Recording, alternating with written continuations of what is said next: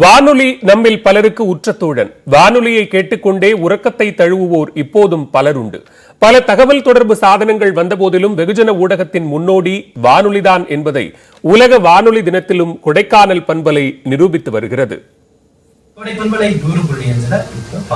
இந்த மகளிர் நாள் நிகழ்ச்சியில பரபர பட்டாம்பூச்சி இருக்கு.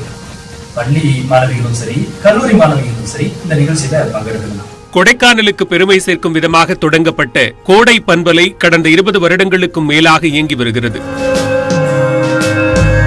தகவல் தொழில்நுட்பத்தின் அசுர வளர்ச்சியில் அது தொடர்பான பல்வேறு சாதனங்கள் வந்துவிட்டாலும் கோடை பண்பலை நாள்தோறும் மாணவர்கள் மகளிர் பங்கேற்கும் நிகழ்ச்சி மற்றும் தமிழில் உரையாடும் நிகழ்ச்சிகளை நடத்தி இன்னும் கோடிக்கணக்கான நேயர்களை கவர்ந்துள்ளது. கெட்டிக்காரருக்கு எதுவும் பெரிய பாரம் இல்லை, உழைப்பாளிக்கு எதுவும் அதிக தூரம் இல்லை.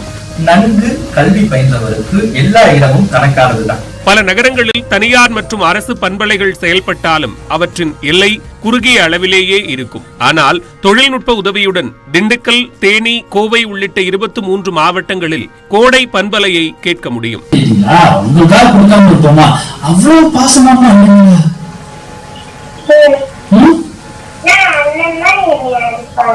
காலை, பிற்பகல், மாலை, இரவு என ஒவ்வொரு நேரத்திற்கும் ஏற்ற வகையில் நிகழ்ச்சிகளை ஒலிபரப்புவதால் கோடை பண்பலை 3 கோடி நேயர்களை பெற்று ஆசியாவிலேயே முதன்மையான வானொலி நிலையம் என்ற பெயரை இன்றளவும் தக்க வைத்துள்ளது.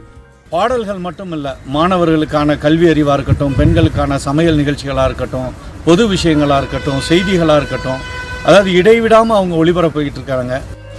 திரையிசை பாடல்கள் மட்டுமல்லாமல் மாணவர்கள், பெண்களுக்கான பிரத்யேக கலந்துரையாடல்கள், சமையல் குறிப்புகள் என பலதரப்பட்ட தகவல்களுடன் செய்தியையும் தொடர்ந்து ஒலிபரப்பி வருகிறது கோடை பண்பலை.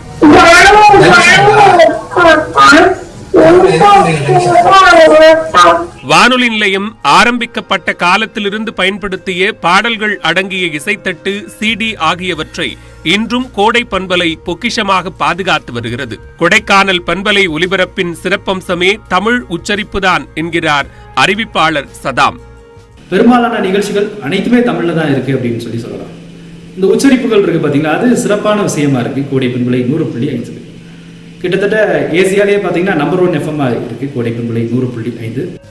24 மணி நேரமும் பாடல்கள் மற்றும் செய்திகளை பார்க்க, கேட்க தொலைக்காட்சிகள், இணைய வசதி என இருந்த போதிலும் கைகளில் உள்ள செல்போனிலேயே அனைத்து வசதியும் உள்ள போதிலும் கோடை பண்பலை முதலிடம் பெற்றிருப்பது வானொலி நேயர்களுக்கு மகிழ்ச்சியை ஏற்படுத்தியுள்ளது. நடராஜர் கோவிலில் தீட்சிதர்கள்